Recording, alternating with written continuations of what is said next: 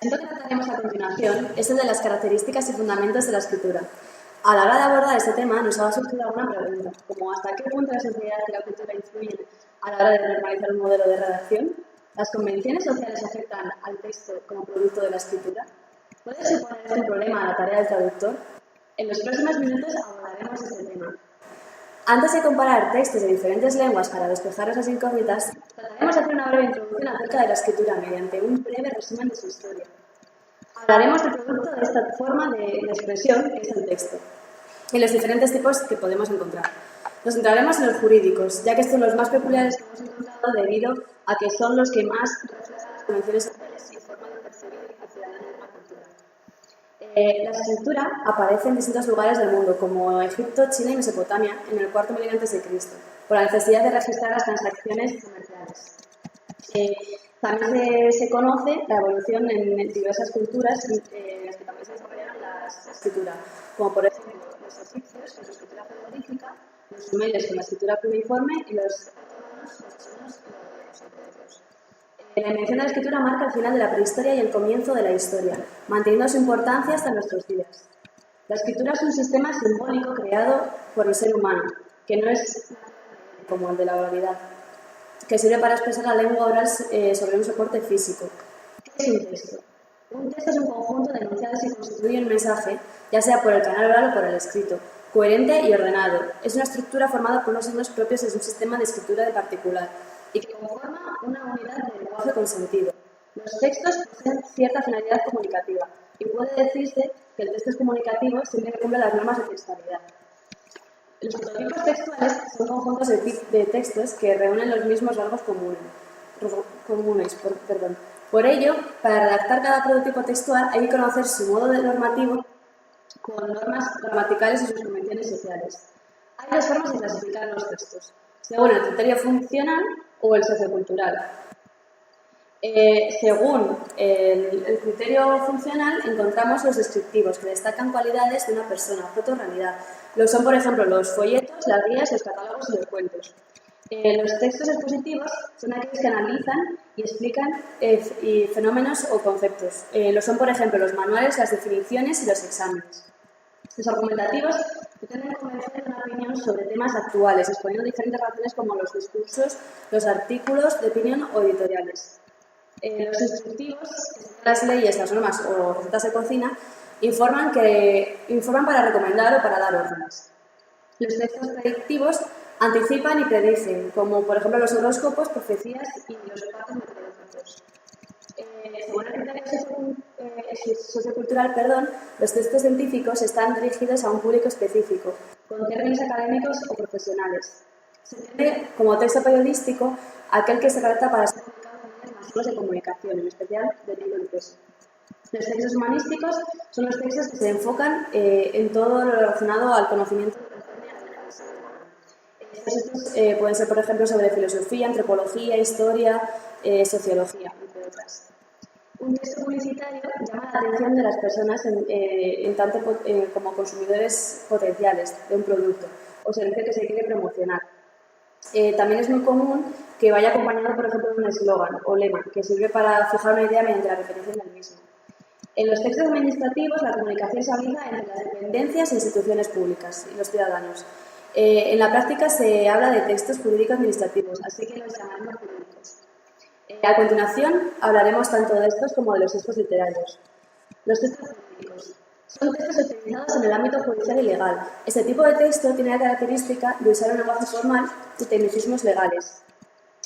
Además, existe una presencia masiva de nominalización en el uso de verbos vacíos, proceder a la abreviación, los latinismos, a priori, helenismos, democracia y arabismos, albacea.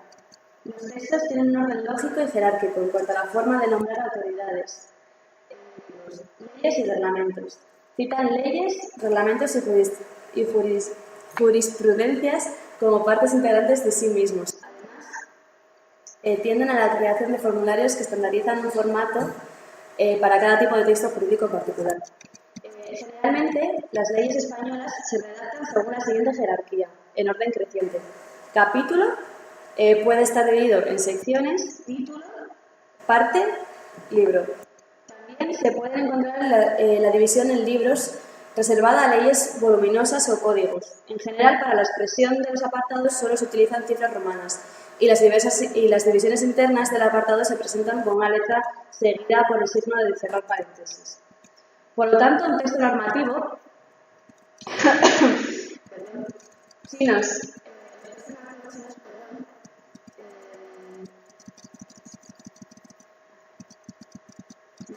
No sé dónde está. Vale. Por lo tanto, un texto normativo español puede estar dividido más a fondo en libros, los libros en 47 títulos, los títulos en capítulos y los capítulos en secciones, las secciones en artículos, los artículos en apartados y los apartados en puntos. Aunque la jerarquía para la división de la mayoría de los textos normativos chinos en realidad es mucho menor que la jerarquía de los textos españoles. Podemos traducir libro, título, capítulo, sección, apartado y punto. Entre los textos jurídicos, uno de los documentos que mayor número de datos nos puede aportar en la investigación genealógica es el certificado de nacimiento. Es un documento de suma importancia para un individuo y, de hecho, pueden observarse diferencias dependiendo del país de origen. Por ejemplo, podemos establecer una comparación entre un acto de nacimiento en español y otro en alemán. En español, los datos que aparecen en dicho documento son los siguientes, en el orden que se expone. Datos del documento, datos del nacido, datos del nacimiento, fecha, hora, datos del padre, datos de la madre. Y en el modelo alemán se puede apreciar que el orden es fecha del documento, datos de la madre, datos del padre, lugar de residencia, datos del nacimiento, datos del nacido, nombre del médico, firma del funcionario del registro civil. En España, el certificado de nacimiento se solicita pidiendo una copia en el registro civil, donde se inscribe el nacimiento. Suelen ser formularios que se completan a mano, con los datos del hijo, de los padres y de la persona declarante. El lenguaje jurídico presenta problemas de traducción debido a ciertas diferencias que existen entre las convenciones de cada país a la hora de redactar textos jurídicos. En la traducción de los textos jurídicos juega un importante papel, ya que el español tiene gran relevancia en los organismos e instituciones internacionales. Una de las diferencias fundamentales que encontramos entre los textos jurídicos escritos en italiano y los textos en español es el uso de diferentes tiempos verbales. En español encontramos formas verbales del futuro de indicativo, en presente, imperfecto y en futuro de subjuntivo, una forma arcaica utilizada solo hoy en día en refranes o, como es este caso, de los textos jurídicos. En italiano, el uso del presente se emplea el indicativo, normalmente un tiempo asertivo, o empleado para la presentación de un hecho de un contexto objetivo. Aporta las estructuras sintácticas del discurso jurídico italiano en sentido imperativo. En árabe, uno de los aspectos que más llama la atención en un texto jurídico es la abundancia de repeticiones, que tienen el objetivo de limitar las posibles ambigüedades o interpretaciones erróneas. Además, es una forma de dar énfasis a lo dicho. Otra de las características que destacan en el árabe jurídico es el uso del presente, a diferencia del español, en el que el tiempo que predomina es el futuro. Además, la pasiva está presente en ambos idiomas, al igual que el uso del léxico especializado.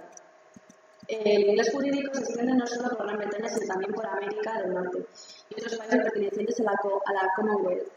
Se dice que este derecho es más flexible que el continental, al poder adaptarse a situaciones nuevas. No obstante, a diferencia del inglés británico, el inglés norteamericano presenta grandes diferencias fonéticas, ortográficas y léxicas con respecto al español. En lo que respecta a la sintaxis, la diferencia es mucho menor. El inglés jurídico americano es una variante del británico, por lo que comparten términos y aunque las bases jurídicas sean parecidas, hay una grandísima diferencia. La presencia en los Estados Unidos de una constitución escrita. Los principales rasgos del inglés jurídico americano son latinismos, palabras de origen francés, con las que consiguen un tono más formal. Performativos, como promise y redundancia expresiva. Uso de eufemismos también y el vocabulario que se divide en simbólico, que representa la realidad, y funcional, que establece relaciones entre todas las unidades lingüísticas. La repetición de sufijos y anglicismos del ámbito jurídico. Diferentes semejanzas entre textos jurídicos en español y en inglés. En las semejanzas de los textos españoles e ingleses encontramos una excesiva nominalización, así como subordinación. También se caracterizan por ser textos impersonales, con uso de expresiones arcaicas y de redundancias. Por tanto, las principales diferencias entre los textos jurídicos españoles e ingleses son principalmente el uso de pasivas o de locuciones preposicionales. El texto en español hace un gran uso de las fórmulas estereotipadas y expansiones léxicas. Mientras el inglés no utiliza casi partículas anafóricas y tiene una serie de reglas de interpretación particulares. Un ejemplo de las diferencias en los documentos jurídicos españoles y los ingleses son los contratos. En los contratos españoles primero sale el momento en el que entra en vigor el contrato, es decir, desde el instante del consentimiento entre las partes. Esto no sucede en los contratos en inglés americano, donde primero aparece el concepto del contrato en sí, en una declaración de la intención de adquirir un compromiso. Los certificados de nacimiento procedentes de Estados Unidos suelen estar expedidos por la Legal Statistics Office y suelen ser documentos con un tamaño de letra muy pequeño y con muchos apartados con gran cantidad de información insertada en casillas. En el Reino Unido, el formato de los certificados de nacimiento está más estandarizado y la información es más escasa y más concisa. Datos del hijo, de los padres y del encargado del registro civil. Al contrario de lo que sucede en Estados Unidos, en el Reino Unido no suele indicarse el nombre del médico que asistió en el parto ni en el hospital donde se dio a luz. Estas son las principales características léxicas y semánticas del discurso jurídico francés. Uso frecuente de colocaciones léxicas, múltiples colocaciones entre sustantivos, verbos y adverbios, en general estructuras poco flexibles. Fournir des arguments. Muchas frecuencias de la voz pasiva.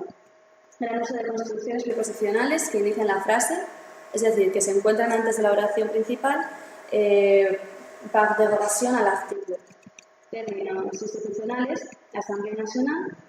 Por lo tanto, en el francés, a diferencia del español, se hace un gran uso de colocaciones léxicas y construcciones que comienzan la frase con alguna preposición. Sin embargo, comparte que pueden admitir voz pasiva, aunque sea más común en francés que en español. Algún ejemplo de término jurídico empleado en francés y en español sería TVA, que es el IVA en español, que es la taxe sur les valeurs ajoutées, o también, por ejemplo, de algún término institucional, como por ejemplo la ley del mercado hipotecario, loi sur le marché hypothécaire. Cuando queremos traducir términos institucionales pertenecientes a un país concreto, tenemos dos opciones. O bien traducción literal o bien traducirlo con un inciso explicativo.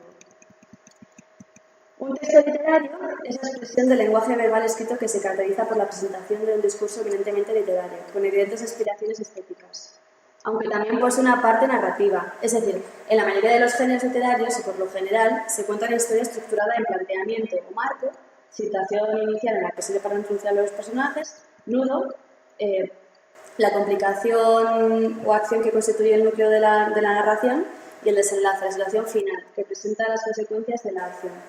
Es relevante el uso de conectores temporales, la abundancia de verbos de acción ordenados de un sistema coherente, el predominio de formas verbales en pasado, pretérito, perfecto, simple y imperfecto de indicativo, y el uso de diálogo. En cuanto a su parte poética o literaria, o en el caso de la poesía, su creación exige un uso particular y concreto del lenguaje y de la palabra escrita.